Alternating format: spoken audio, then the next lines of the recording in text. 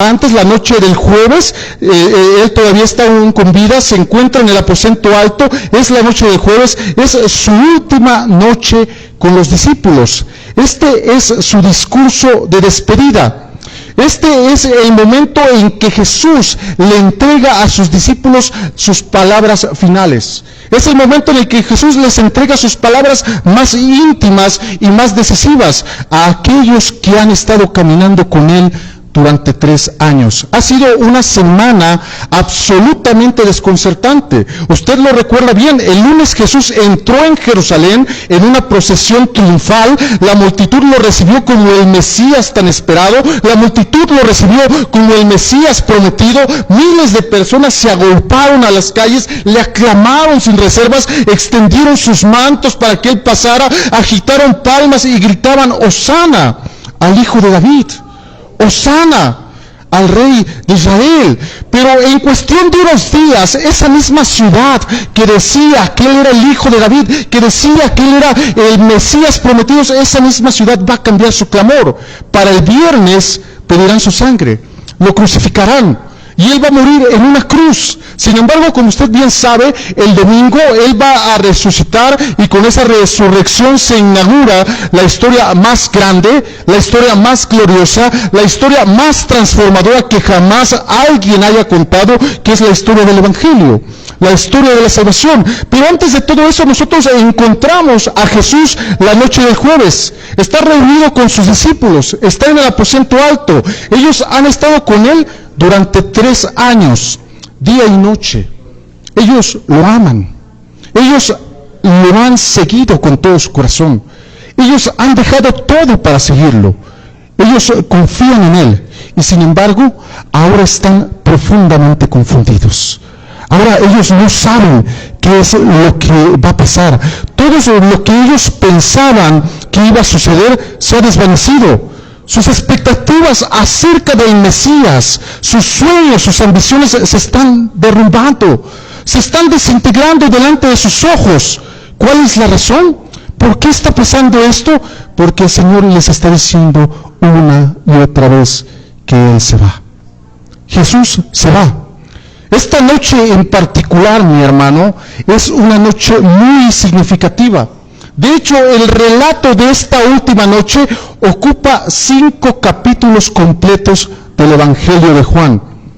Inicia en el capítulo 13, continúa en el capítulo 14, 15, 16 y finaliza con la oración sacerdotal en el capítulo 17. 5 capítulos, 1/4 parte del Evangelio de Juan en una sola noche. Eso nos dice algo. Esa fue una noche impresionante. No era una noche cualquiera. Fue una noche muy larga, muy densa, muy cargada de significado. Una noche teológicamente fundamental. Cuando un teólogo se para frente a esta noche queda totalmente sorprendido, porque hay un mar de tesoros que se pueden extraer de esta noche. Y nosotros vemos que en el centro de esa noche hay una realidad que incomoda, que duele insoportablemente. Jesús se va. El Señor se va. Y ellos van a ser los primeros en decir: nosotros hemos dejado todo por seguirte. Y ahora tú te vas. Y ahora nos vas a dejar solos. Y ahora nos abandonas. Jesús está hablando cosas muy serias. Ha hablado de su partida. Una partida que para los discípulos representa la desintegración total de su mundo. La disolución de su única fuente de seguridad, su maestro, su amigo, el rostro que ellos habían aprendido a amar, aquel hombre que los había llamado por su nombre, que los había defendido, que los había corregido, que los había alimentado y los había formado durante 3 años, ahora les decía que se iba. No era una despedida común, mi hermano, era el anuncio de una ausencia que ellos no sabían cómo iban a soportar.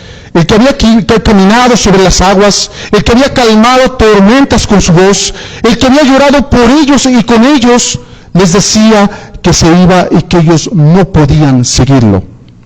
Y lo dice con ternura, les dice hijitos, pero esa ternura no suavizaba el golpe, era como si el mundo se detuviera. ¿Cómo ellos iban a seguir? ¿A dónde va a ir? Pedro ya le había dicho, ¿a dónde vamos si solamente tú tienes palabras de vida eterna? ¿A dónde es que nosotros podemos ir? Jesús se va. Y ese era el ruido ensordecedor que llenaba el aposento alto. Esa era la sombra que se extendía por toda la noche de aquel jueves y la cubría de oscuridad. Jesús se iba. Y esa sola afirmación, me voy, ya era suficiente para desestabilizarlo todo. Pero no fue lo único. A esa confusión se le sumaron la duda, se le sumó el temor y la ansiedad y una creciente incomodidad que ellos no podían ignorar. Jesús les había dicho que entre los 12 había un traidor, que uno de los que estaba sentado ahí lo entregaría en manos de sus enemigos. Les había dicho que sería arrestado, que iba a ser golpeado, que iba a ser muerto. Y ellos en ese momento inmediatamente, me imagino que recordaron Isaías 53, que ya estaba profetizado, pero no se detuvo ahí. Al final del capítulo 13, Jesús le dijo a Pedro, al líder de los discípulos, la voz entre ellos le dijo que él también le fallaría. No lo vendería como Judas, no lo entregaría a sus enemigos, pero lo negaría 3 veces. Negaría haberlo conocido, negaría al maestro. Todo eso fue como una demolición interna, como si algo se hubiera roto en el interior de ellos. Sus esperanzas mesiánicas, sus expectativas de gloria se estaban desmoronando. Y aún en medio de la noche ellos seguían discutiendo quién ocuparía el lugar más alto en el reino. Aún en la noche, con toda esa pesadez que tenía esa noche, con toda esa frialdad que tenía esa noche, ellos seguían discutiendo quién sería el mayor. Todavía pensaban que el Mesías establecería un gobierno terrenal y que ellos estarían en puestos de honor, que iban a ser aclamados, sentados a la derecha y a la izquierda en tronos de exaltación. Pero Jesús les hablaba de su partida. Jesús les decía, me voy. Les decía, ustedes no pueden venir, yo voy al Padre y ustedes no. Y con eso no era suficiente, como si eso no bastara, también le dijo, ustedes me van a traicionar. Uno de ustedes me va a traicionar, su líder me va a negar, y todos ustedes van a ser despreciados, me van a dejar solos en mi sufrimiento. Estaban conmocionados, mi hermano. Su decepción se iba a multiplicar con la horrenda realidad de sus propias actitudes. Ellos habían estado luchando por prominencia y en su orgullo es evidente que ninguno de ellos estuvo dispuesto a lavar los pies del otro. Por eso es que Jesús se tuvo que humillar. Por eso es que Jesús se tuvo que agachar, ponerse de rodillas, tomar la toalla y lavarle los pies a ellos. Porque su actitud de ellos era egoísta en ese momento. Ninguno de ellos pudo humillarse para lavar los pies del otro, y eso añadió vergüenza sobre sus cabezas, porque el que se humilló terminó siendo exaltado, y los que querían ser exaltados terminaron humillados. Esto es extremadamente difícil. Esto es extremadamente fuerte lo que está sucediendo en este pasaje de la Biblia. Así no es como debía de terminar. Ellos habían sido peregrinos. Habían sido vagabundos itinerantes, habían seguido al maestro durante 3 días y toda su expectativa era que cuando todo eso al fin acabara, iba a acabar bien. Iba a acabar en gloria para el Señor y en gloria para ellos. Esa era la expectativa que ellos tenían. Pero no fue así. Si nosotros leemos Juan capítulo 13, versículo 21, nosotros vamos a notar que el Señor mismo estaba turbado. Dice la Escritura que se conmovió en espíritu. Él mismo estaba turbado y ellos lo vieron, ellos lo sintieron. Y él se turbó más cuando Satanás entró en Judas y Jesús lo despidió y despidió a Judas y despidió junto con Judas también a Satanás y le dijo, lo que vas a hacer, hazlo pronto. Y ahora estaba solo como jamás nadie ha estado. Nunca nadie ha estado tan solo como Jesús estaba en ese momento. No había una mano que pudiera sostener su corazón dolido. No había una palabra que aliviara su alma turbada. No había una mirada que le dijera, tranquilo, todo va a estar bien. No había nadie que le diera consuelo. Él estaba completamente solo. Nadie ha estado tan solo como estaba Jesús en ese momento. No hay consuelo, nadie se acerca. Nadie le ofrece una palabra de aliento. Nadie le expresa amor fiel. Ellos están absortos en sí mismos, confundidos, asustados. Sus expectativas mesiánicas se están derrumbando. No muestran amor por Él. Pero Él los ama infinitamente. Y mientras ellos no le ofrecen consuelo en la víspera de su sufrimiento, Él les ofrece un consuelo inmenso, les ofrece palabras en medio de su sufrimiento. Lo vemos a lo largo de estos capítulos y lo vemos incluso todavía más en la oración final. Jesús ora para que el Padre cumpla lo que había prometido.